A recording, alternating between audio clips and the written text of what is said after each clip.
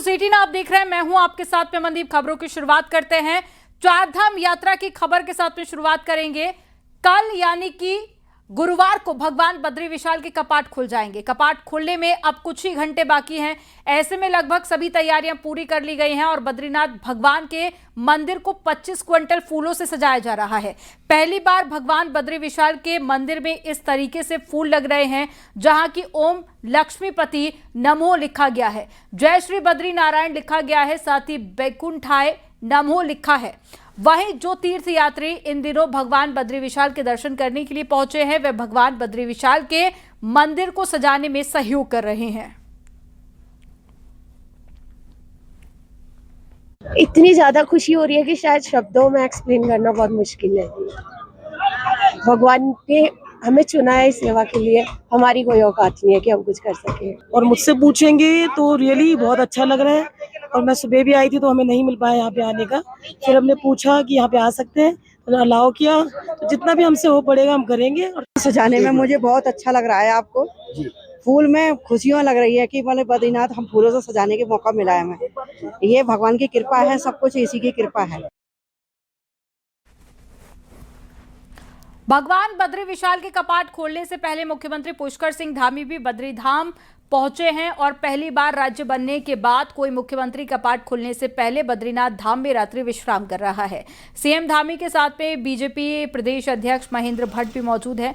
स्थानीय तीर्थ पुरोहितों और पंडा समाज डिमरी पंचायत के लोगों का कहना है कि इससे यात्रा का एक सुखद संदेश जाता है और मुख्यमंत्री के बद्रीनाथ धाम रुकने से आने वाले समय में यात्रा का रिश्ता सीधा प्रभाव पड़ रहा है। कल प्रातः 6:15 पर भगवान श्री बद्री विशाल के कपाट आम श्रद्धालुओं के लिए दर्शनार्थ खुल रहे हैं।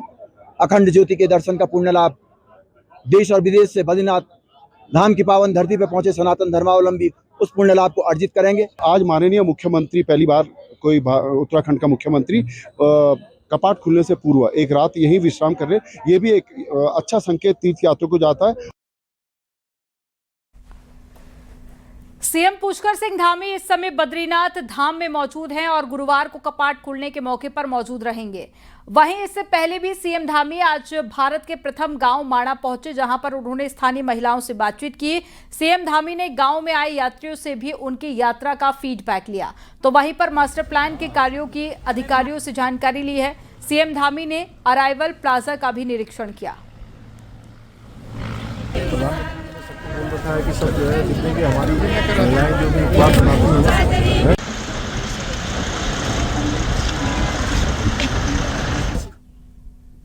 बद्रीनाथ धाम के कपाट खुलने से पहले धाम में मौसम काफी खुशनुमा हो गया है। मैदानी इलाकों में बढ़ती गर्मी के बीच में पहाड़ों की ठंडी हवाएं श्रद्धालुओं को राहत दे रही हैं। शीतकाल के दौरान हुई भारी बर्फबारी के कारण नेशनल हाईवे पर जगह जगह पर सड़क किनारे जमे ग्लेशियर यात्रियों के लिए आकर्षण का केंद्र बने हुए हैं। धाम की तरफ से बढ़ते जा रहे कई राज्यों के श्रद्धालु इन बर्फबारी नजारों का जमकर आनंद ले रहे हैं। जी मैम, मैं पहली बार जीवन में ये अनुभव करती हूँ। तो भगवान बद्री विशाल के दर्शनों के लिए भी आप आए हैं। हाँ जी, हाँ जी। कैसी सड़कें हैं, कैसी व्यवस्थाएं हैं? अच्छी है, सड़कें व्यवस्थाएं बहुत अच्छी है। उत्तराखंड सरकार ने जो भी कुछ कर रखा है बहुत अच्छा कर रखा है। हम बद्री विशाल अष्टपदी के दर्शन करने आए हैं। आज हमारी पूर्णमती माता जी का यहाँ पे आगमन हुआ है। कैसा लग रहा है यहाँ पे? बहुत आनंद आ रहा है यहाँ पे जी। और दर्शन करने के लिए आए हैं और उधर दर्शन करेंगे। भंडारा भी चलेगा। भंडारा भी चलता है अपना यहाँ पे, हर साल होता है भंडारा।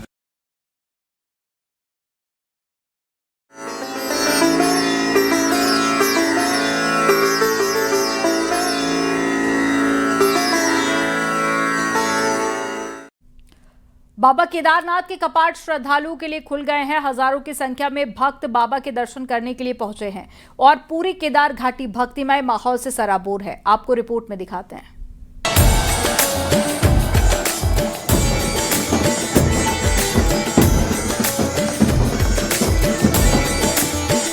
छह महीने के लंबे इंतजार के बाद बुधवार सुबह बाबा केदारनाथ के कपाट आम श्रद्धालुओं के लिए खोल दिए गए। वैदिक मंत्रोच्चार के साथ ठीक 8 बजे केदारनाथ के कपाट खोले गए। कपाट खुलते वक्त हजारों की संख्या में श्रद्धालु धाम में मौजूद थे। वहीं सीएम पुष्कर सिंह धामी भी कपाट खुलते वक्त केदारनाथ धाम में थे। मुख्यमंत्री के साथ उनकी पत्नी गीता धामी भी धाम में मौजूद थी। मुख्यमंत्री ने बाबा केदारनाथ की पूजा अर्चना की और देश और प्रदेश वासियों की खुशहाली की कामना शिव शंकर से की। इस दौरान सीएम धामी ने कहा कि सरकार का पूरा फोकस सुरक्षित सुगम चारधाम यात्रा पर है। सब तीर्थ यात्रियों की, श्रद्धालुओं की, भक्तगणों की यात्रा अच्छी हो, इसके निमित्त सभी प्रबंध अच्छे करने के प्रयास किए गए हैं।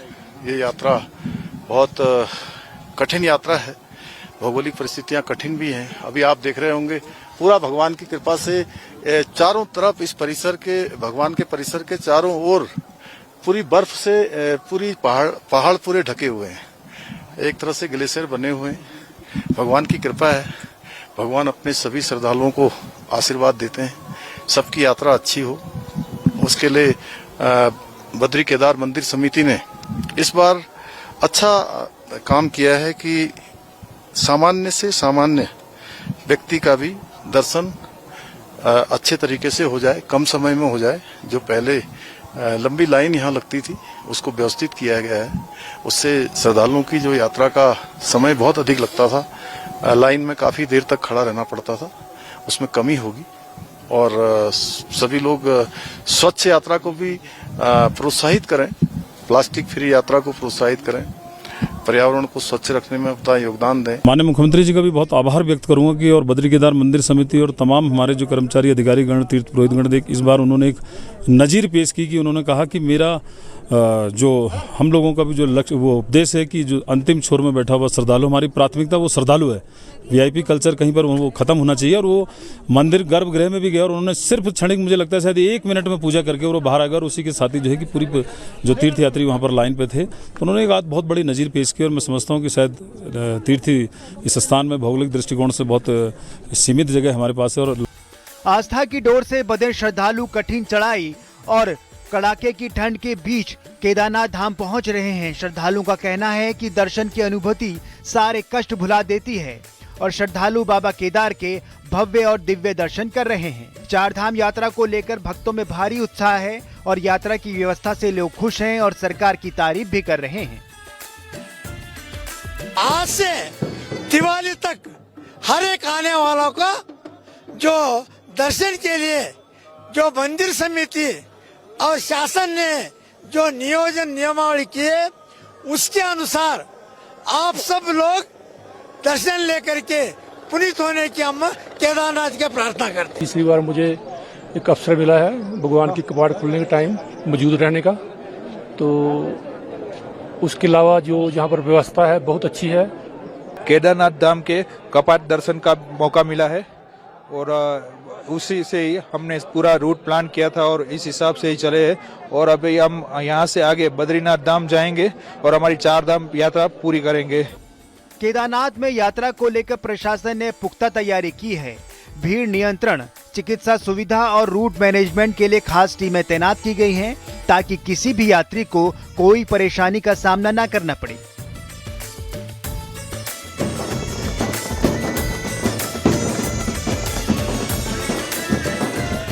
धाम के कपाट आज खुल चुके हैं और यहाँ पर अब भक्तों का जो सैलाब है वो उमड़ने लग गया है। सीएम पुष्कर सिंह धामी आज केदार कपाट खुले उस समय यहाँ पे पहुंचे।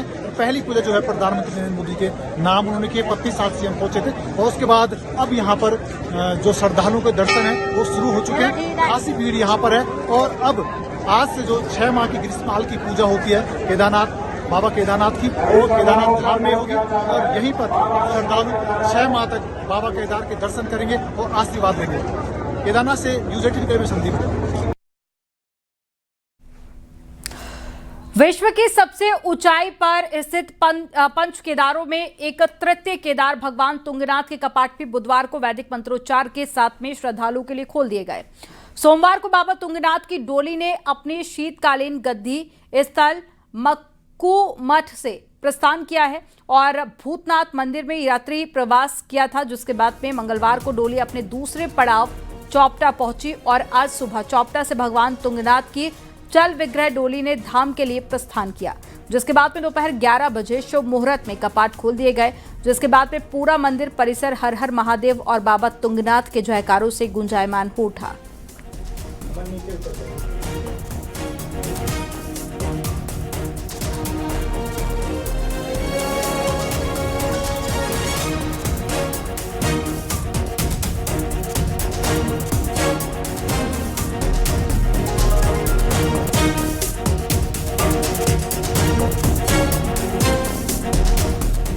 पहलगांव आतंकी हमले की पहली बरसी आज है और सीएम धामी ने आतंकी हमले में जान गंवाने वालों को श्रद्धांजलि दी। सीएम धामी ने सोशल मीडिया पर लिखा, आतंकवादी हमले में मारे गए उन सभी निर्दोष नागरिकों को श्रद्धा पूर्वक नमन करते हुए आइए हम सभी ये संकल्प लें कि आतंकवाद के हर रूप को जड़ से समाप्त कर राष्ट्र की सुरक्षा और एकता को सर्वोपरि बनाए रखेंगे।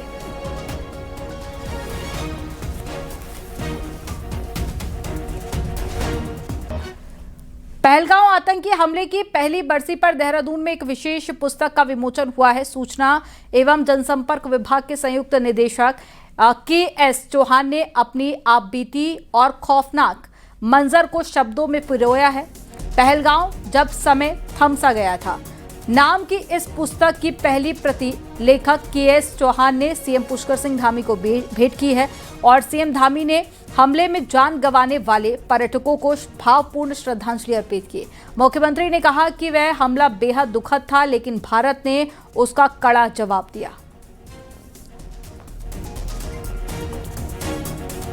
और इसी पे जो मैंने अनुभव किया वहाँ पे 4-5 दिन में, उस पर मैंने एक किताब भी लिखी है, पहलगाम जब समय थम सा गया है, उसी को अनुभव पे आधारित। तो उस दिन को जब मैं सोचता हूँ तो रोंगटे खड़े हो जाते हैं कि वो कैसा उस दिन की दिन था, कैसे वहाँ की रात। न्यूज़ 18 की खबर पर एक बार फिर से मोहर लग गई है। उत्तराखंड विधानसभा का विशेष सत्र 28 अप्रैल को बुलाया जाएगा। ये एक दिन का औपचारिक सत्र होगा जिसमें कोई भी विधायी कार्य नहीं होगा। सूत्रों के अनुसार संसद में नारी वंदन बिल के गिरने के बाद में कांग्रेस के खिलाफ निंदा प्रस्ताव लाया जा सकता है और इसी को लेकर सत्र बुलाया गया है। आपको बता दें कि न्यूज़ 18 ने पहले ही बताया था कि सरकार एक दिन का सत्र बुला सकती है और सत्र में विपक्ष के खिलाफ निंदा प्रस्ताव लाया जा सकता है।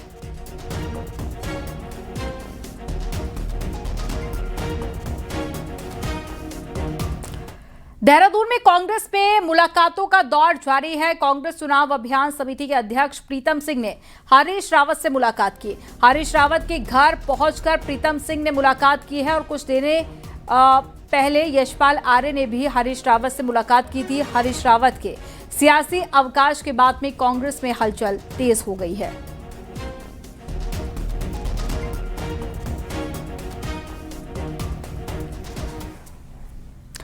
नेपाल में हाल के दिनों में बालेंद्र शाह की सरकार बनी है, लेकिन लगता है कि नई सरकार का फरमान बॉर्डर इलाकों पर भारी पड़ रहा है। आपको रिपोर्ट में दिखाते हैं।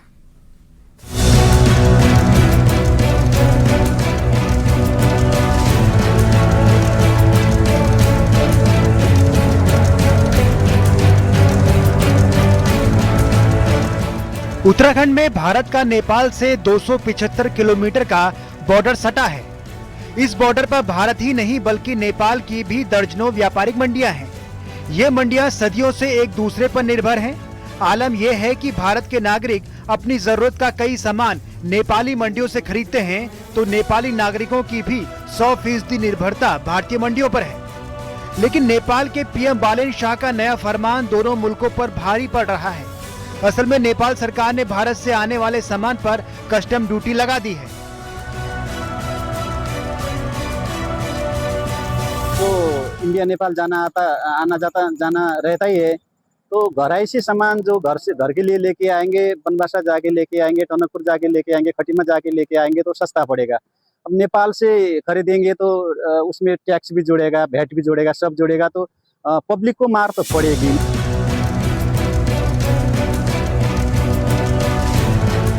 बालेंद्र शाह ने अपने नागरिकों को भारत से सिर्फ 100 रुपए की खरीदारी की परमिशन दी है। ऐसे में नेपाली नागरिकों को रोजमर्रा के सामान के लिए भारी भरकम कस्टम ड्यूटी देनी पड़ रही है। कस्टम ड्यूटी लगने के बाद नेपाली भारतीय मंडियों से खरीदारी नहीं के बराबर कर रहे हैं। यही नहीं, कस्टम ड्यूटी लगने से नेपाली नागरिक महंगा सामान लेने के लिए मजबूर हैं। असल में भारत में नेपाल के मुकाबले रोजमर्रा का सामान काफी सस्ता मिलता है।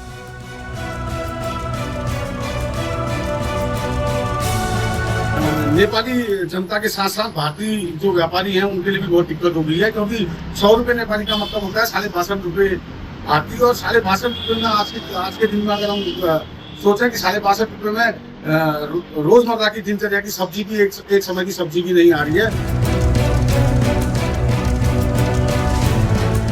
बालेंद्र शाह का नया फरमान दोनों मुल्कों के लोगों पर भारी पड़ रहा है।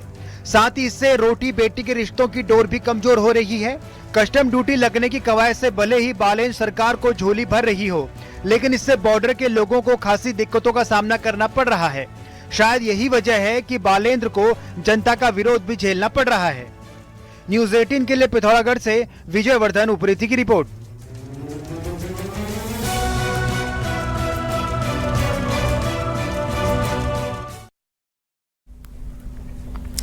नैनीताल में एक बार फिर से बाघ का आतंक देखने को मिला है। बुधवार को नैनीताल शहर से 15 किलोमीटर की दूरी पर जोलीकोट के जोली गांव में एक महिला को बाघ ने अपना शिकार बना लिया। 45 साल की हेमा पांडे अपने मवेशियों के लिए चारा लेने पास के ही जंगल में गई थी, तभी उस पर बाघ ने हमला कर दिया। हेमा के साथ में जंगल गई अन्य महिलाओं ने घटना की सूचना गांव वालों को दी, जिसके बाद में गांव वाले फॉरेस्ट टीम के साथ में मौके पर पहुंचे। घटनास्थल से तकरीबन 2 किलोमीटर दूरी पर हेमा की लाश मिली है। इस घटना के बाद में स्थानीय लोगों में आक्रोश है और लोग वन विभाग से आदमखोर बाघ को पकड़ने की मांग कर रहे हैं।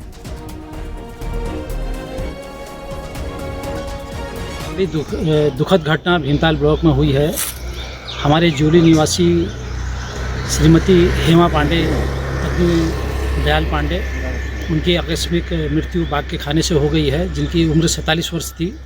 वास्तव में बड़ी दुर्घटना लगातार बढ़ रही हैं। ये 9वीं या 10वीं बाघ के द्वारा हमारे क्षेत्र में मारा गया है।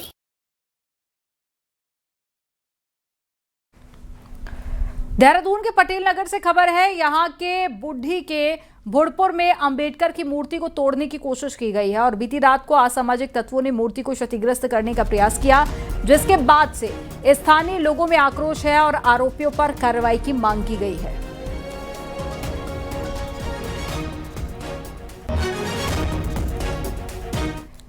विकासनगर में पुलिस का नशे के खिलाफ एक्शन जारी है और पुलिस ने 3 लाख की स्मैक के साथ में तस्कर को गिरफ्तार किया है। हिस्ट्री शीटर रिजवान उर्फ पटवारी को पुलिस ने स्मैक के साथ में पकड़ा है। हिस्ट्री शीटर रिजवान पर कई मुकदमे पहले से दर्ज हैं।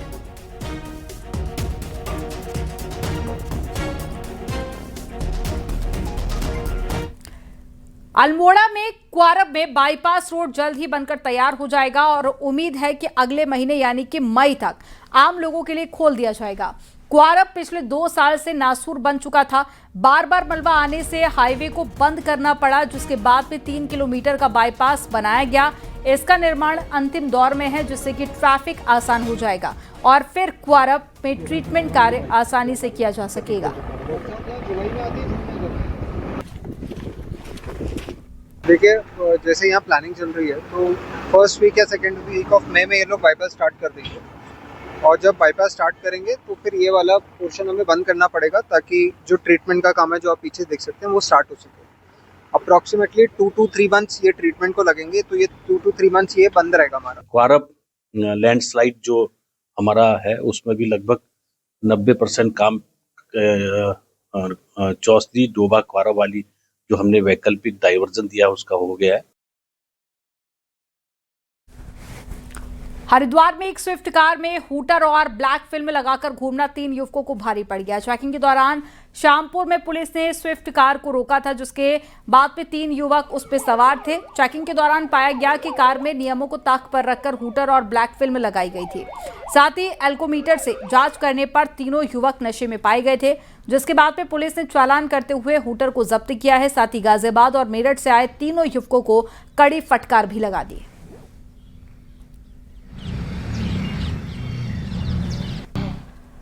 नैनीताल में पर्यटन सीजन को लेकर डीएम नैनीताल ने निर्देश जारी कर दिए हैं और डीएम ने स्टेक होल्डर्स की बैठक के दौरान होटल मालिकों के लिए रेट लिस्ट जरूरी कर दी है। डीएम ने कहा है कि नियम उल्लंघन करने पर कानूनी कार्रवाई भी की जाएगी। वहीं डीएम ने बैठक के दौरान निर्देश दिए हैं कि सीजन के दौरान बिजली पानी की पर्याप्त व्यवस्था होनी चाहिए। भीड़भाड़ के दौरान शहर से बाहर पार्किंग की व्यवस्था को दुरुस्त करने के भी निर्देश दिए। रेट लिस्ट डिस्प्ले करने के लिए चाहे वो होटेलियर्स हैं चाहे वाहन चालक हैं, पारदर्शिता होनी चाहिए, टॉयलेट्स की पर्याप्त व्यवस्था होनी चाहिए, पेयजल के जो टैंकर्स हैं उनकी दरें भी निर्धारित होनी चाहिए। तो इस पे सभी पक्षों से बात हुई है। लगातार बढ़ रही गर्मी से लोगों का हाल बेहाल है और कई जिलों में तापमान 36 से 38 डिग्री तक पहुंच गया है। तेज धूप और गर्म हवाओं से जनजीवन प्रभावित हो रहा है, लेकिन अब राहत की खबर है। मौसम विज्ञान केंद्र के मुताबिक 24 अप्रैल से पश्चिमी विक्षोभ सक्रिय होगा, जिससे मौसम बदलेगा। इसके साथ ही असर जो है वो प्रदेश में हल्की से मध्यम बारिश होने की संभावना है और तापमान में गिरावट दर्ज की जा सकती है और ये बारिश लंबा चलेगी। 24 तारीख में जो है जो पश्चिम विक्षोभ आ रहा है, तो 23 तारीख में तो हमारे कम इफेक्ट हो सकता नहीं दिखाई देगा, लेकिन 24 तारीख से जो है ज़्यादा हायर रिचेज में, और उसके बाद हमको 25 तारीख के बाद से उसका इफेक्ट लगभग पूरे प्रदेश में हो सकता है कि मैदानी इलाके, हरिद्वार और उधम सिंह, यूएस नगर जैसे एरिया छूट जाए। राजस्थान टाइगर रिजर्व की चीला रेंज में जंगल सफारी करने आए पर्यटकों को इन दिनों वन्य जीवों का खूब दीदार हो रहा है। सफारी करने आए दिल्ली के पर्यटकों ने जंगल के अंदर बने एक तालाब में हाथियों के झुंड को मस्ती करते हुए देखा। ये नजारा सैलानियों ने अपने मोबाइल के कैमरे में कैद कर लिया है, जिसका वीडियो अब सोशल मीडिया पर वायरल हुआ। वीडियो में झुंड में शामिल 8 से 10 हाथी खूब अटखेलियां करते हुए नजर आ रहे हैं, जिनमें नन्हे हाथी भी शामिल है।